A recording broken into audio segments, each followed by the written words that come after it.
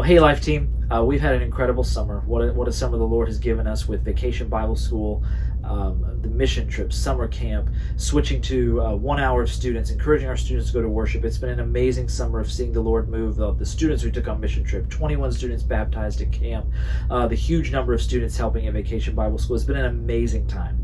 And so I've just really been praying hard that God would show us and lead us in whatever direction He's taking us now. All this is a setup for what He wants to do next this fall in our student ministry. So thank you for being along for the ride. Now that we've transitioned into our new promoted groups and we're at our new schedule, I wanted to take some time to prepare us for the coming fall and moving into this year ahead. And so just first of all, note your calendars for Sunday, August the 27th. We're going to have a leader meeting during the new 11:15 hour. We'll meet in the student room once our students are dismissed. We'll have some refreshments in there, and I'll just talk about things that are coming up and get more detailed on the year ahead. And also teaching, what we're coming up teaching-wise this fall. On Sunday mornings in our group time, we'll be looking, first of all, what does it mean to be a disciple of Jesus? And then on Wednesday nights, when Wednesday nights start back, we're going to be in a series called Encounter and talk about a lot of the dramatic encounters people had with God in the Bible and what those teach us about who God is and what it teaches us about how we should respond in God's presence to who He is. And so that's where we're headed this fall as far as teaching and discipling our students. This Sunday, the lesson is on what does it mean, or again, kicking off this idea of what does it mean to be a disciple. The lesson is called The Disciples Are Blessed. And this is I thought, a strong lesson, one of the strongest in a while, that really highlights some things that I hadn't thought about before looking at the Sermon on the Mount. But it gives a good verse here, or some good notes in the commentary that it pulls. It says, Jesus identified kingdom servants as those who by outward appearance were to be the most pitied, but who, according to the present and future reality, were the most to be envied. Really highlighting this idea that Jesus is trying to get across to us as His disciples. All these things that, I say are blessed doesn't look like the world.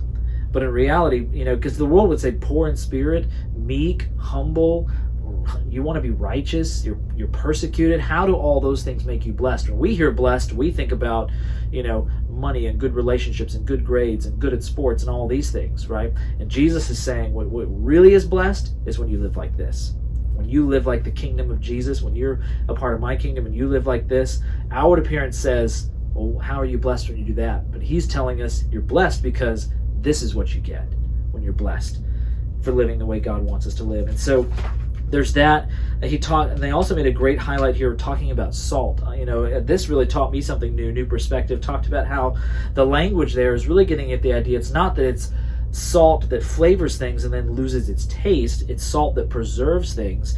And Jesus is saying if it gets defiled or it loses its saltiness, it's become mixed with other things, and so it's no longer effective as a preservative, right? And so it really highlights this idea for our students of when you try to live like the world and not live the way Jesus wants us to live, we become diluted and we no longer preserve the world around us. We just become ineffective. And so it has a couple really good questions here. How might the biblical meaning of being blessed differ from the world's meaning? And I really think this really struck me is that we don't see the blessings Jesus offers as greater than what we can obtain around us. Jesus says, you'll see God. Yours is the kingdom of heaven. You will be filled, right? We don't see those things as greater blessings than having a lot of money or having a nice house or having a great relationship, right? We see those as blessings, and those other things, like, we don't even know what they are, right? And so I think if our students begin to see, why is what Jesus offers better than what the world offers? If we can then get them to see that it is, they'll begin to want that more than those other things. And then it has a great question here. Why has current Christianity accepted the belief that it's okay to be ineffective disciples? How do we fight this idea in our lives? I think that's a fantastic question that will spark discussion and hopefully some challenge.